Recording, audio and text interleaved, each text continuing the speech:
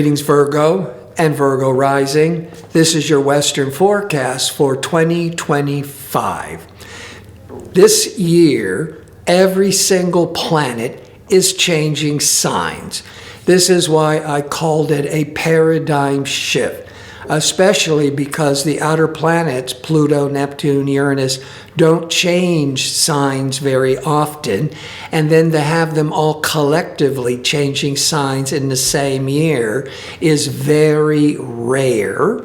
So there's the paradigm shift that I spoke at large in a separate video called 2025, A Paradigm Shift, that was focusing on how this is impacting society. And since there's so much angst and fear and anxiety, I wanted to do that video and start just reminding you, if you haven't watched it, that 2025, huge shifts, but of calming down the temperature of all this divisiveness. It may take more to 2026 for most of us to feel like, all right, it's moving in the right direction. That is because Pluto had been in Capricorn from 2008 to the end of 2024. Pluto is all that dark, power, manipulative, transformational energies, revealing secrets also. But Capricorn needs to be in control. It can be all this authoritative energies, elitist energies, and so these culture wars. But Pluto is now in Aquarius. It was trying to move in Aquarius 2023, 2024, kept going in and out, but then backtracking to that elitist controlling Capricorn. It's now in Aquarius full time till 2043, 20 years. Now, Aquarius, this is why the temperature is going to be calming down, which is what a lot of people need to hear right away. Pluto is profound change and transformation, but Aquarius rules brotherhood, humanity, friendships, and the collective. So this is this profound shift of bringing people slowly closer together with, as Aquarius represents humanity and friendships. Now, Mars, I'm going to now focus right on some individual issues. Then I'll pull back and look at how these outer planets are making these life-changing impact on your sign. Mars is the warrior planet. Mars is ambitious, aggressive, assertive. We're starting January 2025 with Mars retrograde in Cancer. It's retrograde. When Mars is in retrograde, it gets frustrated, it gets angry, it gets exhausted, it gets depressed, because Mars wants to conquer the world. When it retrogrades, it feels like it's in prison, it's stuck. It's going to be a lot of anger and protesting around the world. I wouldn't be surprised. Mars in retrograde, December the 6th till February the 23rd. But it's in Cancer, and Cancer is in the 11th sign past Virgo. Now, when the Mars goes direct, February the 23rd, releasing all this pent-up energies, now it's being more confident, aggressive, and assertive. It remains in Cancer in the 11th house until April the 17th. So the first 3.5 months, Mars, it's going to start off sluggish and irritable because of the retrograde. But by this 3.5 months, that's the Mars in the 11th, is you're really pursuing. That's the Mars, the 11th house, your long-range goals and aspirations. The 11th can also represent teamwork, organizations. Now, you could be very active with Mars, trying to organize and set up a group, an organization. Now, even though the retrograde may be discouraging and exhausting, Saturn is going to be supporting the Mars, that is because Saturn is transiting Pisces, a water sign, since March of 2023, and Saturn will remain in the water sign of Pisces through the end of May 2025. Mars is in Cancer, a water sign. So even though it's retrograde till the first month and a half or so, which can be frustrating and aggravating for everybody, and in your 11th house, you might be feeling like your goals are just being so more daunting to achieve. The Saturn supporting the Mars is keeping you focused and disciplined to not give up.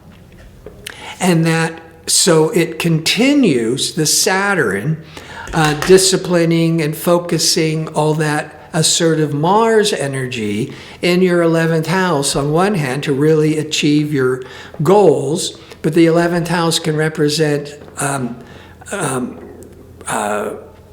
groups and organizations that the Saturn is helping to support. Now, Venus is going to go retrograde also. Mars retrogrades every year and a half. Mars retrogrades every 2 years. Venus retrogrades every year and a half. Venus is going to, when it's retrograde, it tests relationships. You start reevaluating your friendships, your marriage. But Venus can also represent creativity. You could be reevaluating your creative directions. Venus is retrograde March the 1st through April the 11th in your 8th house. The 8th house deals with two big areas. In business, the 8th house deals with banking and finance, loans, financial gifts, inheritance.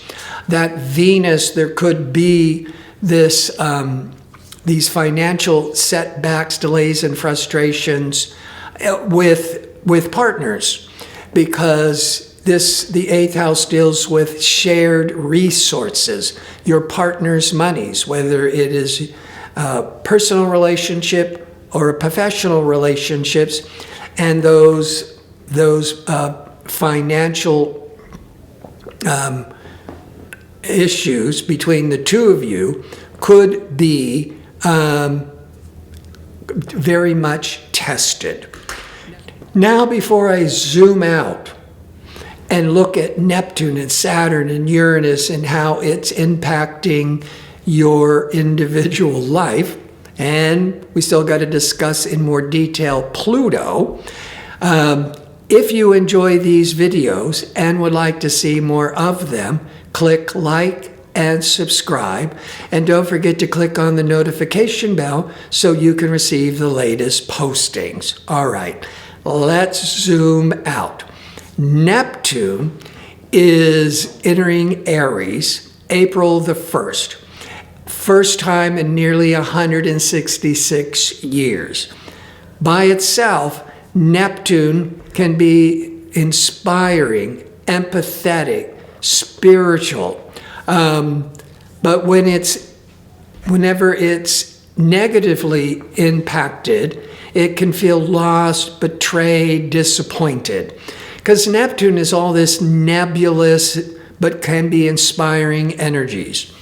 But Neptune is all the 4 outer planets are supporting one another. So this paradigm shift is taking us to a new chapter, or a new frontier, as they say. But the first 5 months all the planets are changing signs. There's a lot of this instability and anxiety. It's triggering up a lot of dust. When the dust settles, as more, and we're going to get some clues July and August 2025 of where these new paths and new directions for you. It's going to feel more, starting to get more centered in 2026. Now, go back to Neptune. So Neptune is going into Aries, April the 1st till October 22nd for the first preview, into the 8th house. The 8th house of banking and finance and joint ventures. The Neptune can bring in this uncertainty. So, and the negative is there any, can you trust with finances? But there's another area of the 8th house which deals with psychology, astrology, and a deep transformation. So keep that in mind. Saturn is moving into Aries, May the 24th, giving us a preview to September the 1st. Saturn every 30 years in Aries. Saturn is grounding. It's realistic. It's very pragmatic. And Saturn is going to be aligning with Neptune.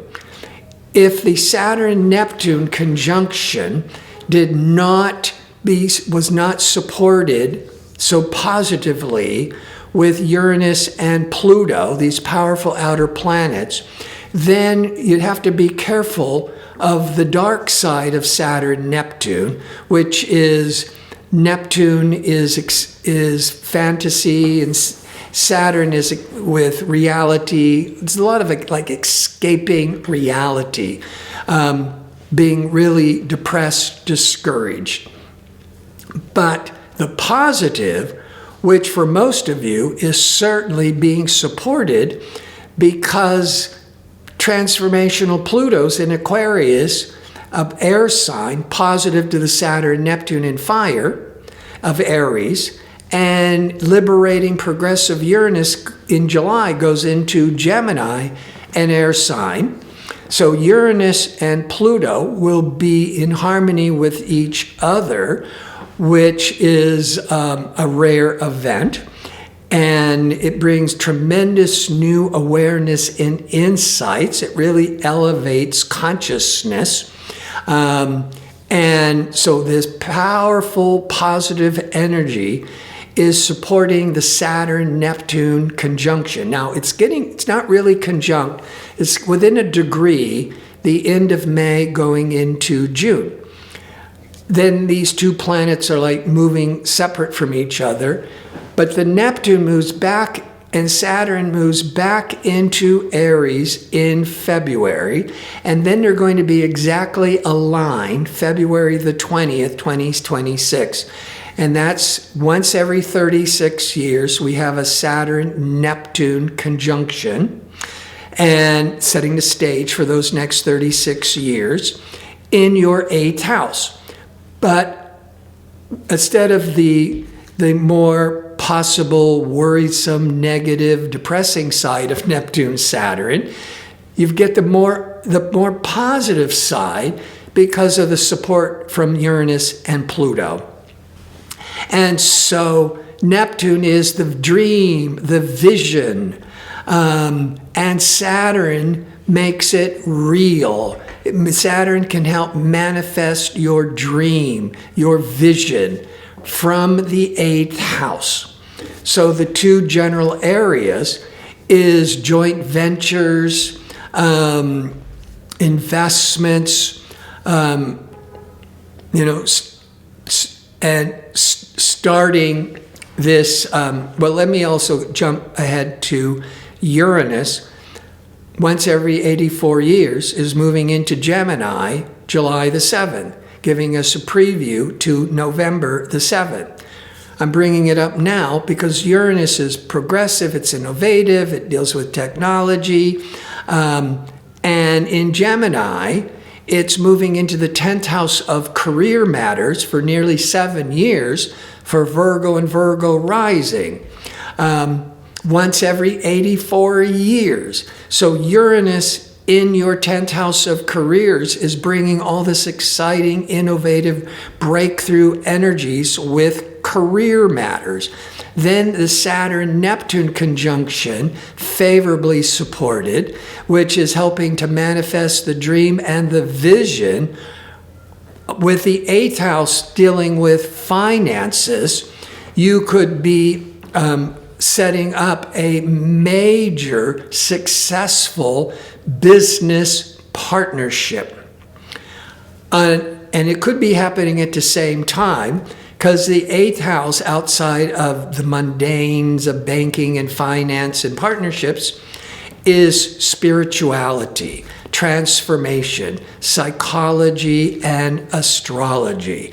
And some of you, also Uranus is associated with astrology, and it's moving into your career sector.